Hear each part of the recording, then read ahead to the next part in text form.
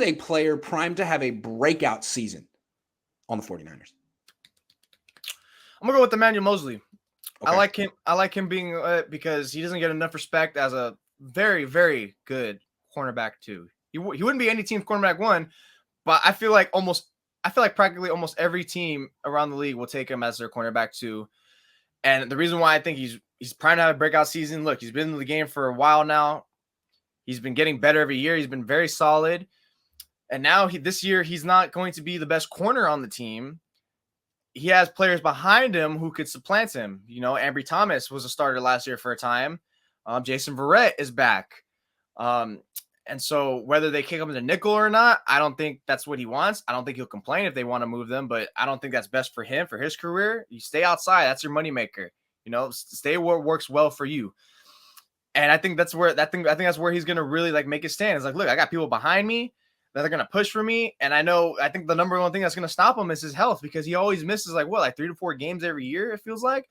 Yeah, so he missed 6 games last year. Yeah. So I think barring health, if he just keeps, even forget health, I think if he gets hurt like the 10th game and he was like pretty strong, pretty stout in coverage for those first 8 to 9 games, then I think the Niners would give him his spot back, unless it's Verrett and Verrett's like really like anchoring it down. Then that's going to be tough to argue. But I think he's really looking primed for it. The guy's just well in coverage. He does well as both zone and man.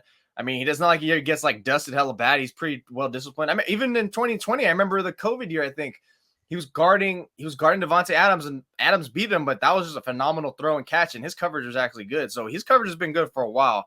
I just think now he needs to put it together with his health, and then suddenly people will start recognizing him as a really good corner. I mean, I'm looking at his stats last year. It's always tough to verify coverage stats, but Sys Data Hub is free. You can check it out yourself. They had him 38 targets, 38 targets, 18 completions last year. That's 47%. That's excellent. 232 yards allowed, 10 pass breakups, 1 pick, 0 touchdowns allowed. That's a really good year. And the way I remember what he did was they started him off playing a lot of press coverage. It didn't go super well. He wasn't giving up big plays, but he was committing pass interference penalties. They backed him off a little bit, and he gave up no big plays after that. If you went deep on Mosley, it was a mistake.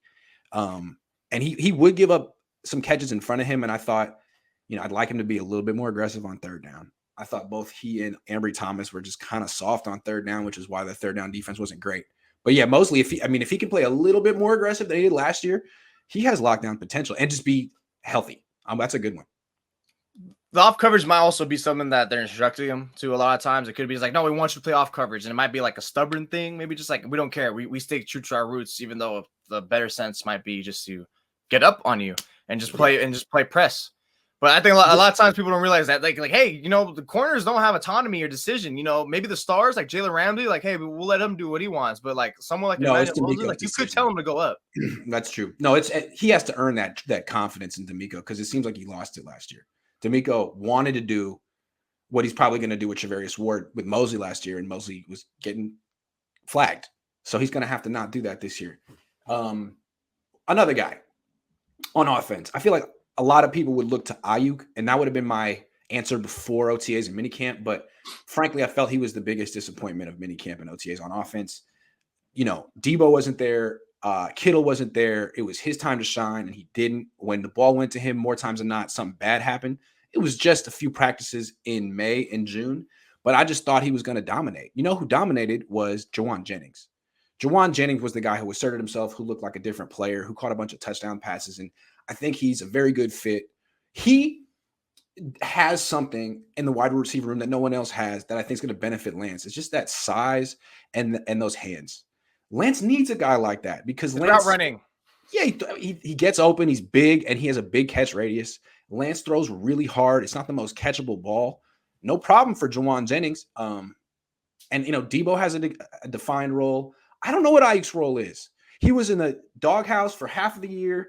Then he came back and played well. Now he's got a new quarterback, and he's got Danny Gray behind him, who's a lot faster than him. I don't know. Look, I'd like to see Ayuk tear it up in training camp. Then I'll change my mind. But right now, the guy who looks like he's going to have a breakout year and catch a bunch of touchdown passes is Jennings.